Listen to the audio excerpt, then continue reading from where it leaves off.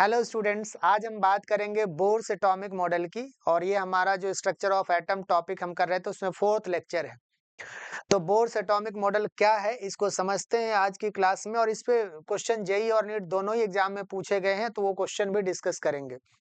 तो आइए Bohr's atomic model की बात कर लेते हैं बच्चों। पोस्टुलेट्स क्या है, इसको समझने के लिए हमें ये समझना होगा कि जो बोर्स एटॉमिक मॉडल है वो किन फाउंडेशन पे, किन बेसिक प्रिंसिपल पे बेस्ड है।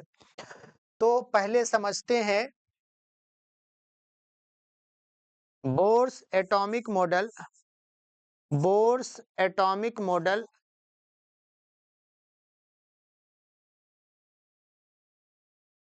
Based on following to principles. Following to principles. और ये प्रिंसिपल क्या है बच्चों, अगर हम बात करें तो जो फर्स्ट प्रिंसिपल है बच्चों वो क्या है फर्स्ट प्रिंसिपल है बच्चों इलेक्ट्रोमैग्नेटिक रेडिएशन। फर्स्ट है इलेक्ट्रोमैग्नेटिक रेडिएशन। और सेकंड जो प्रिंसिपल है वो है प्लैंक्स क्वांटम थ्योरी। ये दो प्रिंसिपल पे बेस्ड है बोर्स एटॉमिक मॉडल। अब पहले तो हम इन दोनों को समझेंगे कि ये दोनों क्या है, फिर हम बात करेंगे बच्चों कि बोर्स एटॉमिक मॉडल हमारा क्या है।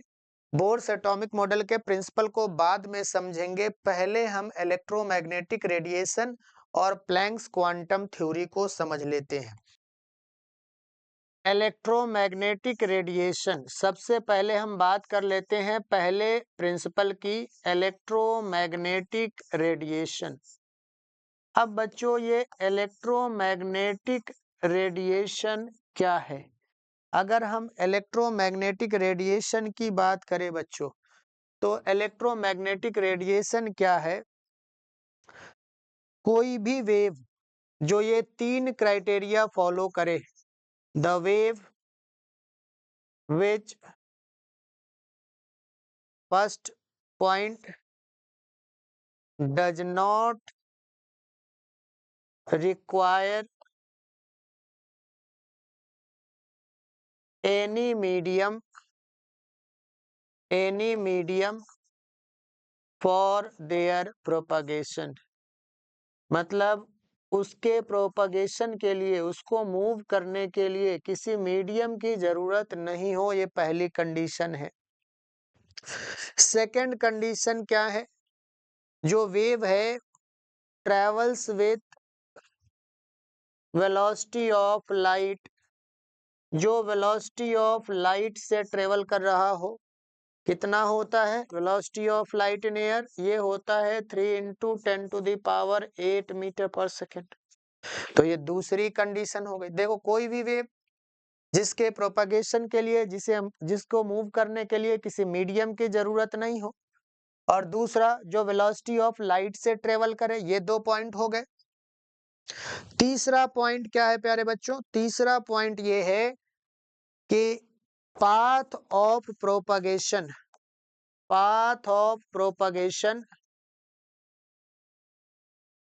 must be path of propagation must be perpendicular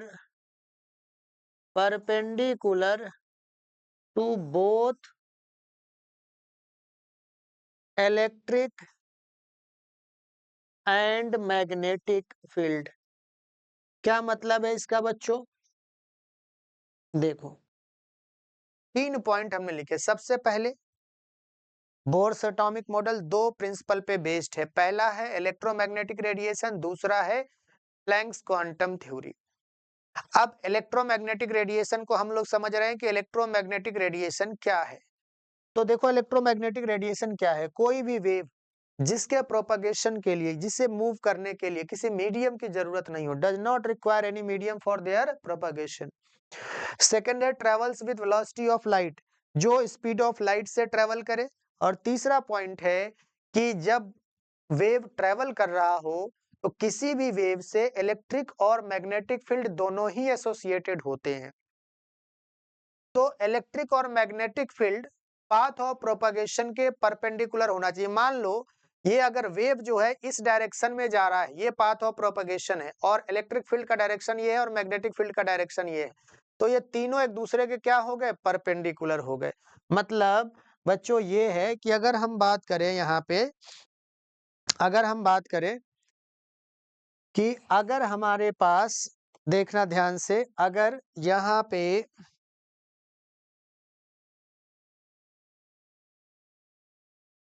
ये अलग अलग, अगर हम एक्सिस ड्रॉ करें तो देखना, अगर हमने इसको लिया है path of propagation, path of propagation,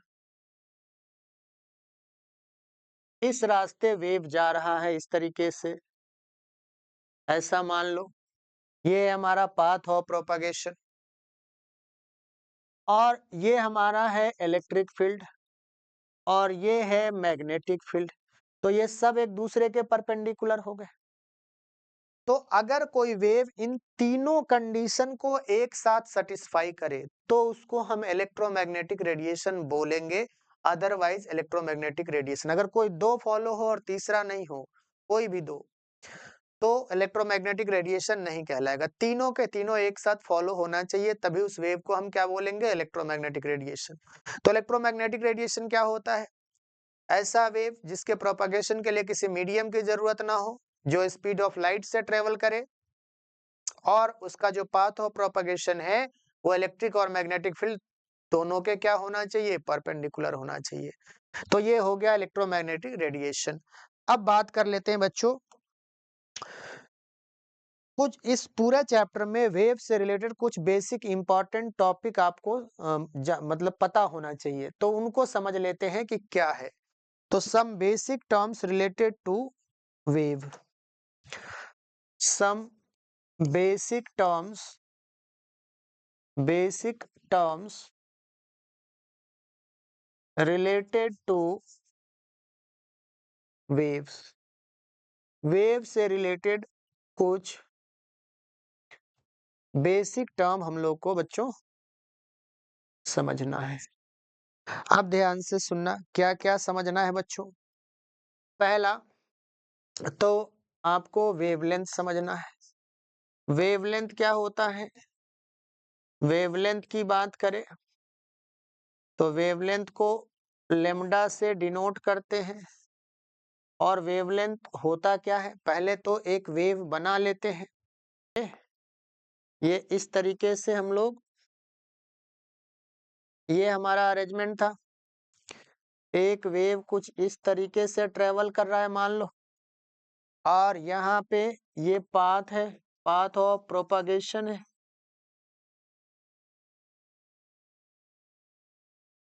और यहाँ पे बच्चों इलेक्ट्रिक फील्ड है, और यहाँ पे मैग्नेटिक फील्ड है। ये कुछ सिचुएशन है। अब इससे वेव से रिलेटेड और पॉइंट को हम लोग समझते हैं। अगर हम बात करें वेवलेंथ की, तो बच्चों देखो यहाँ पे जो वेव में ये जो होता है इसको बोलते हैं क्रेस्ट, इसको बोलते हैं क्रेस्ट। आगे भी होगा तो उसको भी क्रेस्ट बोलेंगे। ये ट्रफ, जो नीचे वाला पार्ट होता है उसको ट्रफ बोलते हैं, आगे नीचे वाला पार्ट जो होगा उसको ट्रफ बोलेंगे। तो जो वेवलेंथ है हमारा, वेवलेंथ का डेफिनेशन क्या होता है, वेवलेंथ का डेफिनेशन होता है it is the distance between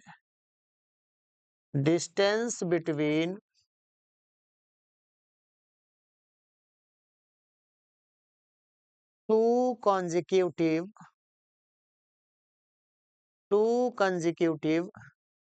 crest और टू consecutive trough।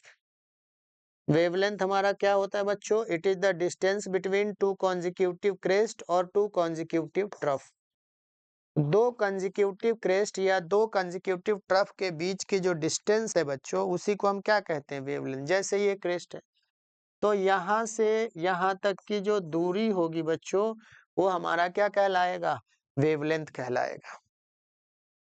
इसकी यूनिट क्या होती है बच्चों? अगर हम वेवलेंथ की यूनिट हम देखें तो इसको मीटर में लिख सकते हो, सेंटीमीटर में, नैनोमीटर में, एंगस्ट्रॉम में लिख सकते हो।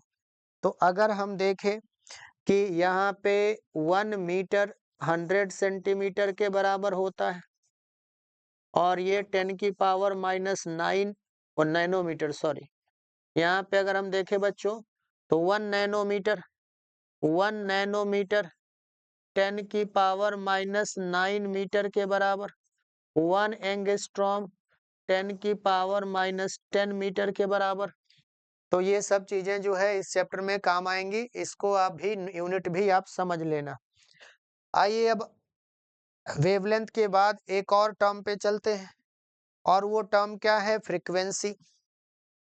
तो फ्रीक्वेंसी क्या होता है बच्चों?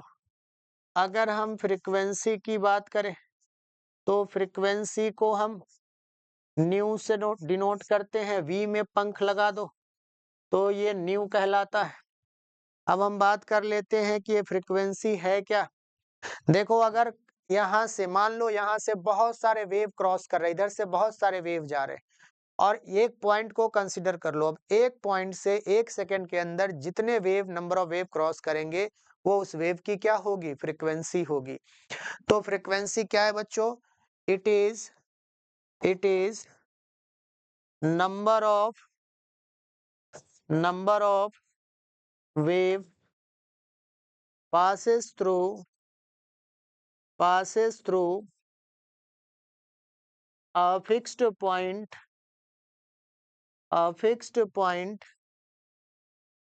in 1 second. It is the number of wave passes through a fixed point in 1 second. और जो हमारा न्यू है बच्चों, न्यू, इसका फॉर्मूला होता है C/λ। यहाँ पे न्यू क्या हो गया? न्यू हो गया frequency. C speed of light 3 × 10⁸ metre per second, और लेमडा हमारा क्या है? वेवलेंथ है। क्या है बच्चों? वेवलेंथ। तो ये हो गई बात फ्रीक्वेंसी की।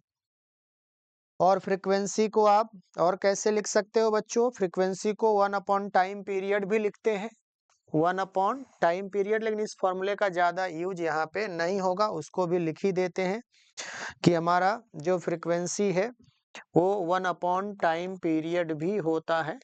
तो ये भी एक फॉर्मूला है। अब हम बात कर लेते हैं बच्चों फ्रीक्वेंसी के बाद अगला जो टॉपिक है अपना क्या है? वो है वेव नंबर। टॉपिक क्या है? मतलब इसी का पार्ट है basic wave number. Wave number को हम न्यू बार से लिखते हैं। वेव नंबर को बच्चों न्यू बार से डिनोट करते हैं।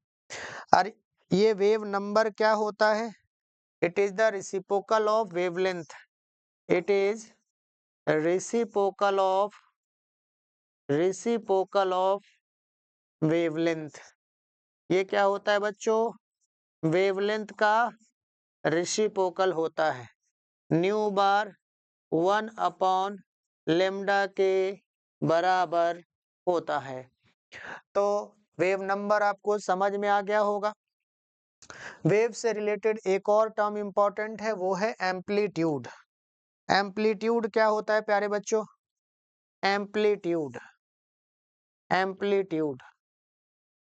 क्या होता है? एम्पलीट्यूड, इसको समझते हैं।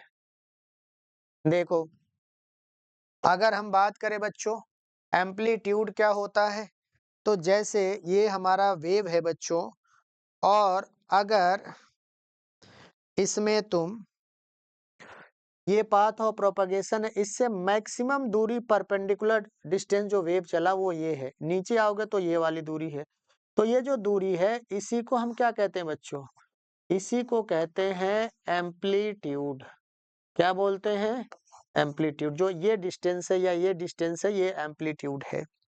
तो एम्पलीट्यूड क्या होता है प्यारे बच्चों? एम्पलीट्यूड होता है It is the maximum perpendicular distance. It is maximum. It is maximum perpendicular distance. Maximum perpendicular distance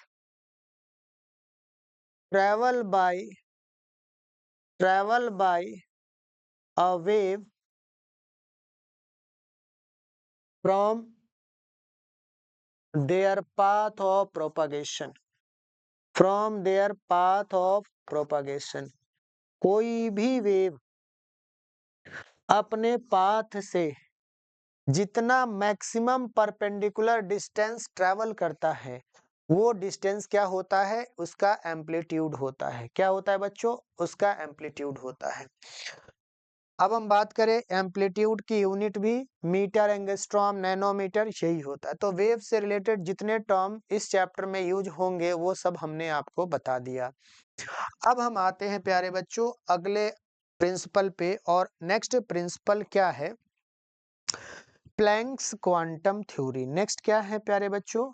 next है हमारा Planck's quantum theory. Max Planck's नाम के साइंटिस्ट ने ये क्वांटम थ्योरी दिया, और प्लैंक्स क्वांटम थ्योरी क्या कहता है इसको समझते हैं। अगर हम बात करें बच्चों कि प्लैंक्स क्वांटम थ्योरी क्या है, तो इसको बेसिक वे में हम ऐसे बता सकते हैं आपको कि मान लो कि यहाँ पे हमारा एक एटम है कुछ इस तरीके से, और इसके अंदर हमारा एक है इलेक्ट्रॉन। अब ये इलेक्ट्रॉन अभी मान लो यहाँ पे है अपने ग्राउंड स्टेट में, तुमने इस इलेक्ट्रॉन को बाहर से एनर्जी सप्लाई किया। बाहर से क्या कर दिया बच्चों? एनर्जी सप्लाई किया। एनर्जी लेके ये इलेक्ट्रॉन एक्साइटेड स्टेट में चला गया। एक्साइटेड स्टेट में ये ज्यादा देर तक रह नहीं पाएगा। देखो इलेक्ट्रॉन की ओरिजिनल जो पोजीशन थी वो ये थी, और यहां से तुमने क्या कर दिया? एनर्जी सप्लाई कर दिया, तो इलेक्ट्रॉन यहाँ पे आ गया। तो जब इलेक्ट्रॉन यहाँ पे आ गया, तो जब यहाँ पे था तो इसको ग्राउंड स्टेट में बोलेंगे, और जब एनर्जी लेकर के हायर एनर्जी लेवल में चला गया तो इसको हम एक्साइटेड स्टेट बोलेंगे बच्चों। और कोई भी इलेक्ट्रॉन एक्साइटेड स्टेट में ज्यादा देर तक नहीं रहता। कितनी देर तक रहता है? केवल 10⁻⁻8 सेकंड के लिए, बहुत कम समय के लिए, बहुत कम समय के लिए। कितने समय के लिए? 10⁻⁻8 सेकंड के लिए। कितने सेकंड समय के लिए? 10⁻⁻8 सेकंड, बहुत कम समय है। और फिर वापिस इलेक्ट्रॉन जो है, ये जितना एनर्जी आपने दिया था वो एनर्जी लूज करके वापस अपने ओरिजिनल स्टेट में आ जाता है। ये क्या करता है? लॉस ऑफ एनर्जी होता है। क्या हो रहा है? ये loss of energy, loss of energy. तो एनर्जी लूज करने के बाद प्यारे बच्चों ये वापस अपने ओरिजिनल स्टेट में आ जाता है। फिर से समझते हैं, इलेक्ट्रॉन है, उसको एनर्जी दिया, वो हायर स्टेट में चला गया, लेकिन वहां ज्यादा देर तक रह नहीं पाएगा क्योंकि उसका नेचर नहीं है वैसा एक्साइटेड स्टेट में रहने का। तो जितनी एनर्जी आपने दिया था वो लूज करके वापस ग्राउंड स्टेट में आ जाएगा। एक एग्जांपल से समझते हैं, जैसे कोई बच्चा, उसका पढ़ाई में मन नहीं लगता, अब किसी ने उसको मोटिवेट कर दिया, तुम पढ़ोगे तो ये हो जाएगा वो हो जाएगा, वो मोटिवेशन में आया और रात भर पढ़ाई कर दिया, रात भर पढ़ाई करने लगा। क्यों? क्योंकि उसके अंदर मोटिवेशन की एनर्जी है। और रात दिन एक करके 2-3 दिन पढ़ा, फिर उसके बाद वो पढ़ाई छोड़ दिया, पढ़ाई करना बंद कर दिया। क्यों? क्योंकि उसका नेचर नहीं है रेगुलर पढ़ाई करने की। तो ऐसे ही इलेक्ट्रॉन को आपने एनर्जी दिया, एक्साइटेड स्टेट में वो चला गया, और वापस सभी जितना एनर्जी आपने दिया था वो लूज करने के बाद ये ओरिजिनल अपने ग्राउंड स्टेट में आ गया। तो जो लॉस ऑफ एनर्जी है वो स्मॉल पैकेट्स में, छोटे छोटे पैकेट्स में, बंडल के फॉर्म में होते हैं, और इन पैकेट्स को क्या बोलते हैं? क्वांटा बोलते हैं। और अगर ये एनर्जी लाइट के फॉर्म में निकल रही हो तो इन्हीं क्वांटा को हम क्या नाम देते हैं? फोटोन। क्या नाम देते हैं? फोटोन। तो आइए एक बार समझते हैं इसको अच्छे से कि क्या है हमारा Planck's quantum theory. Planck's quantum theory क्या है बच्चों, इसको समझते हैं। प्लैंक्स क्वांटम थ्योरी है हमारा, थ्योरी क्या कहता है, when an excited electron when an excited electron comes back into its ground state,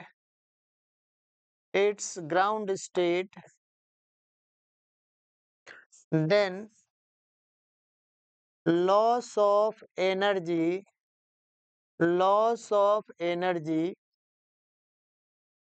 takes place in the form of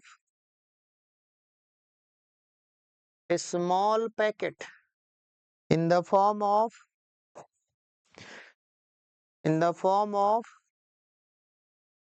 a small packets. These packets are called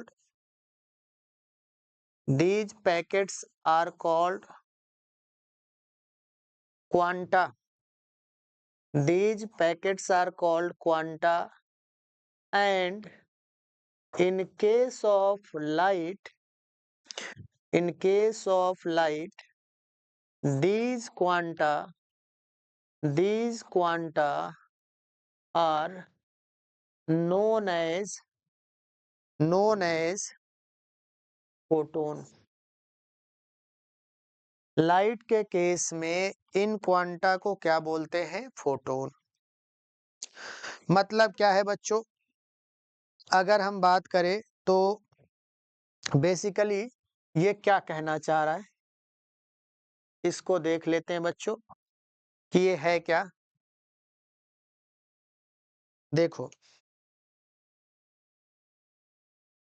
अभी हमने आपको बताया कि जो प्लैंक्स क्वांटम थ्योरी है उसके हिसाब से अगर एक एटम है और एटम के अंदर हमारा यहाँ पे ग्राउंड स्टेट में कोई इलेक्ट्रॉन आकर के बैठा है, ये इलेक्ट्रॉन है, आपने बाहर से कोई एनर्जी सप्लाई कर दिया, तो ये इलेक्ट्रॉन जो है, इलेक्ट्रॉन यहाँ पे आ गया एक्साइटेड स्टेट में, लेकिन इसका नेचर नहीं है एक्साइटेड स्टेट में रहने का, तो ये वापिस अपने ग्राउंड स्टेट में आएगा, और जब वापिस आएगा तो जितना एनर्जी आपने दिया था लगभग उतनी ही एनर्जी रिलीज होगी, लेकिन अब वो एनर्जी स्मॉल छोटे छोटे पैकेट या बंडल के फॉर्म में रिलीज होगी। इन छोटे पैकेट या बंडल को क्वांटा कहते हैं, और लाइट के फॉर्म में अगर रिलीज हो रही तो इन्हीं क्वांटा को क्या कहते हैं, फोटोन कहते हैं।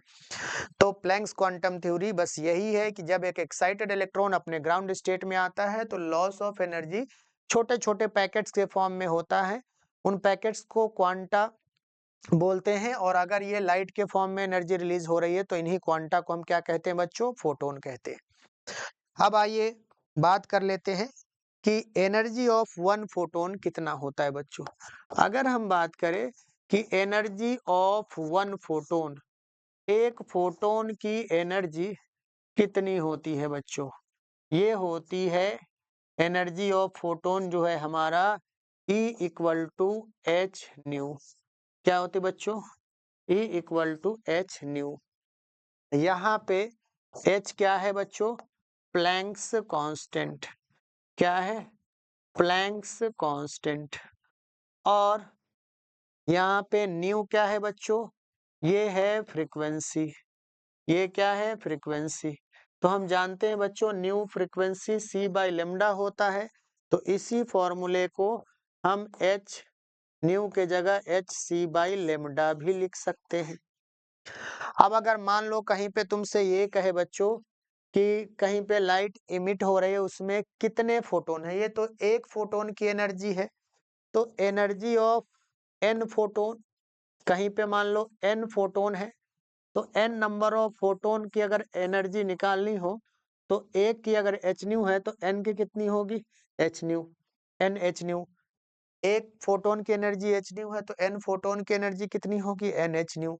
तो इस तरीके से इन्हीं फॉर्मूलों पे बेस्ड अब हम कुछ सवाल देखेंगे जो जेई और नीट के एग्जाम में पूछे गए हैं। तो आइए सवाल सॉल्व करते हैं। तो आइए क्वेश्चन देखते हैं। अभी तक जो हमने पढ़ा उस पे क्वेश्चन है, नीट 2021 का क्वेश्चन है और क्या कह रहा है, a particular station of all India radio new Delhi broadcast on frequency of 1368 kilohertz the wavelength of electromagnetic radiation emitted by the transmitter is, speed of light आपको दिया है बच्चों 3 into 10 to the power 8 metre per second और ये चार option given है। Nu equal to 1368 kilohertz, इसका मतलब है 1368 into 10 to the power 3 hertz. अब हमें निकालना क्या है बच्चों, हमें निकालना है लेम्डा वेवलेंथ। फॉर्मूला क्या होता है बच्चों, अगर हम फॉर्मूला देखें तो न्यू क्या होता है, सी बाई लेम्डा। यहाँ पे सी क्या है, वेलोसिटी ऑफ लाइट। सी की वैल्यू कितनी होती बच्चों, 3 into 10 to the power 8 metre per second. और न्यू तो आपको पता ही है 1368 इंटू 10 टू द पावर 3 हो गया।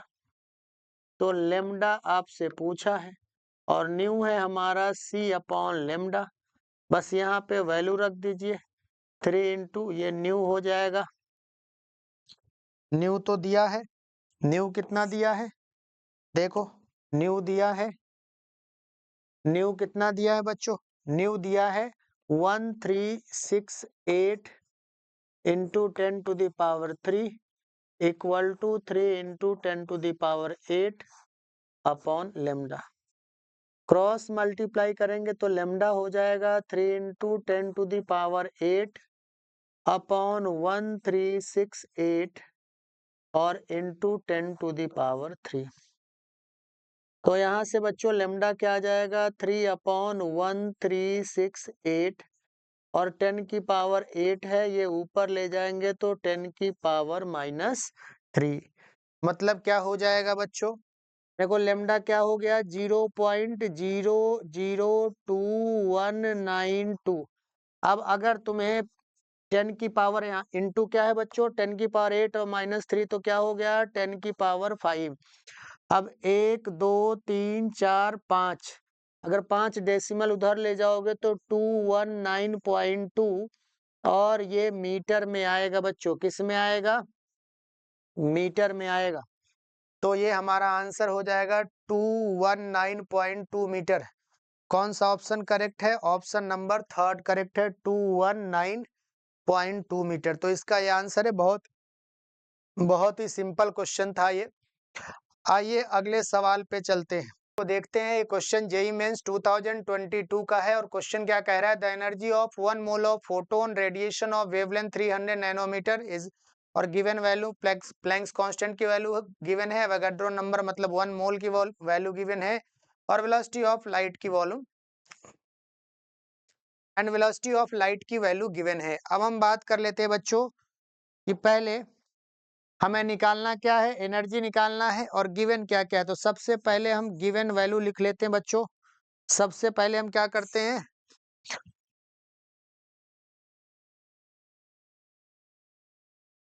सबसे पहले बच्चों हम गिवन वैल्यू लिख लेते हैं। हमें गिवन क्या क्या है, गिवन है हमारे पास लेम्डा कितना 300 नैनोमीटर, मतलब 300 into 10 to the power -9 metre, ये गिवन है। और क्या गिवन है बच्चों, हमें एवोगाड्रो नंबर मतलब 1 मोल में कितने नंबर होते हैं ये गिवन है 6.02 इंटू 10 टू द पावर 23। और हमें प्लैंक्स कांस्टेंट की वैल्यू गिवन है 6.63 इंटू 10 टू द पावर -34। अब अगर हम फॉर्मूले की बात करें, हमें निकालना क्या है, ई निकालना है और ई का फॉर्मूला होता है NH न्यू मतलब NH C बाई लेम्डा।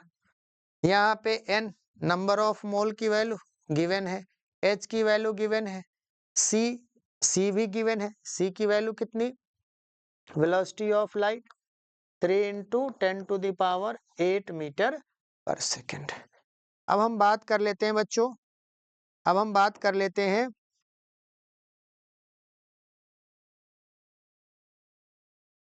कि इसमें आगे का कैलकुलेशन हम कैसे करेंगे। ध्यान से सुनना। देखो क्या है, E equal to N H C by lambda है। अब सारे वैल्यू इसमें पुट करो।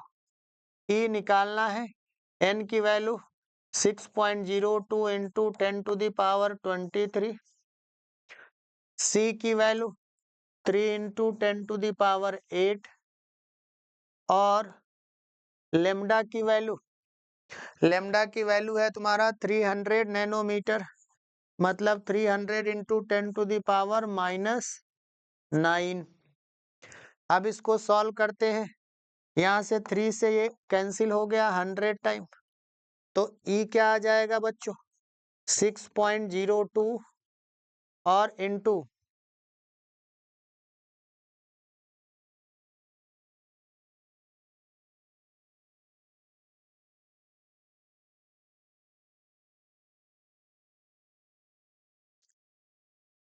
तो यहाँ से हम लोग बच्चों रखते हैं वैल्यू फॉर्मूले में। फॉर्मूला हमारा E equal to NHC by lambda, value रखते हैं E इक्वल टू क्या हो जाएगा, N की वैल्यू 6.02 इंटू 10⁻23, H की वैल्यू 6.3 इंटू 10⁻⁻34, और C की वैल्यू 3 इंटू 10⁸ अपॉन वेवलेंथ की वैल्यू 300 नैनोमीटर, 300 इंटू 10⁻⁹।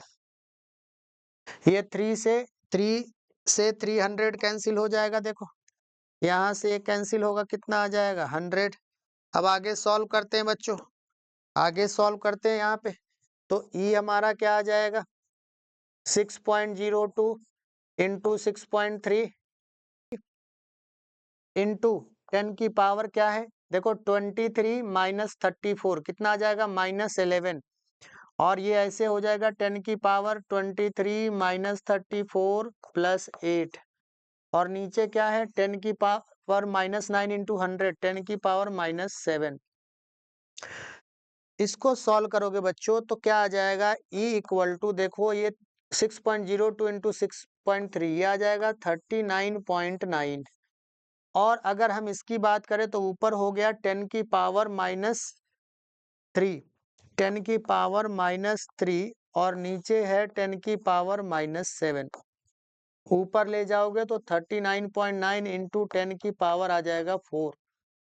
तो इसको क्या लिख सकते हो बच्चों 399 इंटू 10 की पावर 3 जूल पर मोल, और ये क्या होगा बच्चों, ये क्या होगा तुम्हारा, ये हो जाएगा, ये हो जाएगा 399 किलो जूल पर मोल।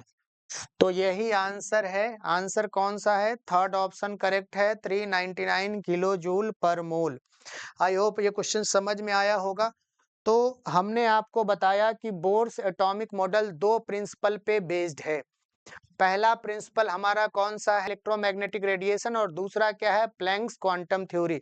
तो आज की क्लास में हमने इन दोनों टॉपिक्स को बहुत अच्छे से आपको समझाया, और इन दोनों टॉपिक पे जो सवाल नीट और जेई में पूछे गए हैं, एक एक क्वेश्चन हमने डिस्कस किया। आज के क्लास में इतना ही, मिलते हैं अगले वीडियो में, तब तक के लिए धन्यवाद।